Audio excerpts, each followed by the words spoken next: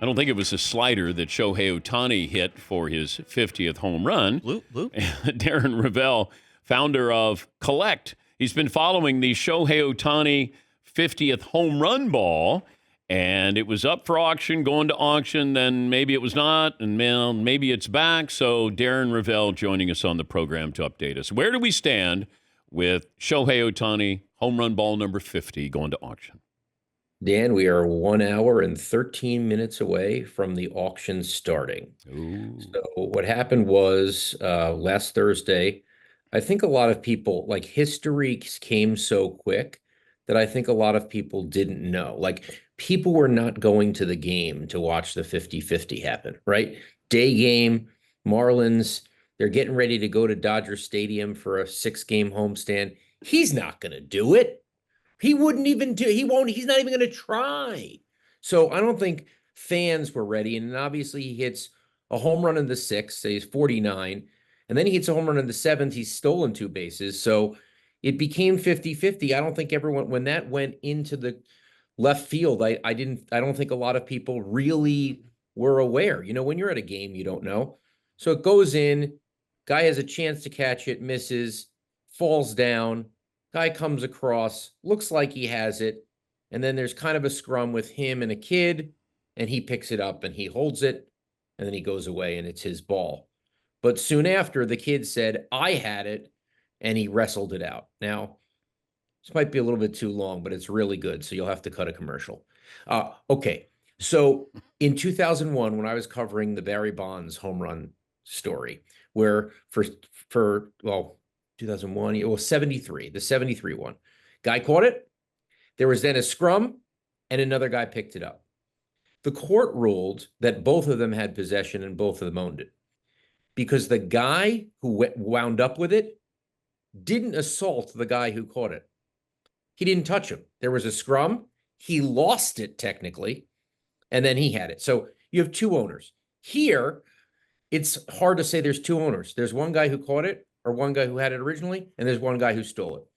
This kid, 18-year-old kid, turned 18 on 50-50 on that day, went to the courthouse, filed a lawsuit, says it's mine, tried to get a temporary restraining order yesterday. They said, no, the auction can go ahead, but you cannot actually sell the ball until we meet in court and see if there's a trial here. Well, wait a minute. So it's going to auction. You can buy it? You cannot buy it immediately. So the auctioneer originally said, if you want this for $4.5 million, you can buy it immediately. The court said you can't buy it now.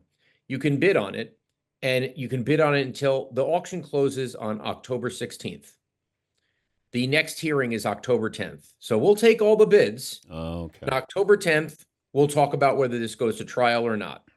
So I think they made the right decision here, because the longer you take, the less valuable it is. So it's better for both parties to get this thing going. I don't think he's doing 60-60, but I'm just saying it's top of mind.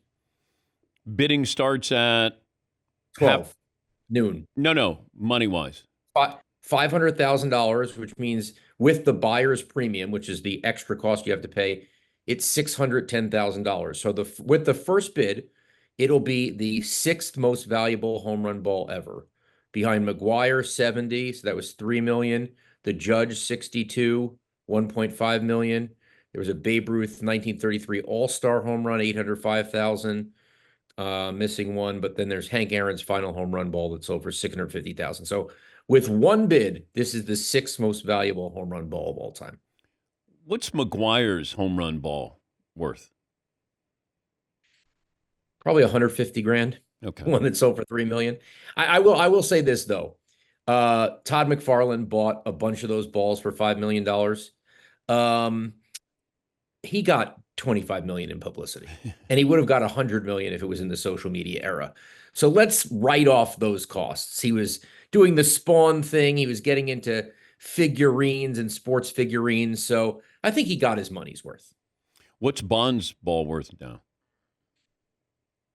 You know, I don't know. That ball, actually, that's the one I missed. That ball went for, I think, like 770,000. Oh, you're talking about the 73 or Yeah. the 76? 73. So the story with the 73 is these guys fought for 3 years.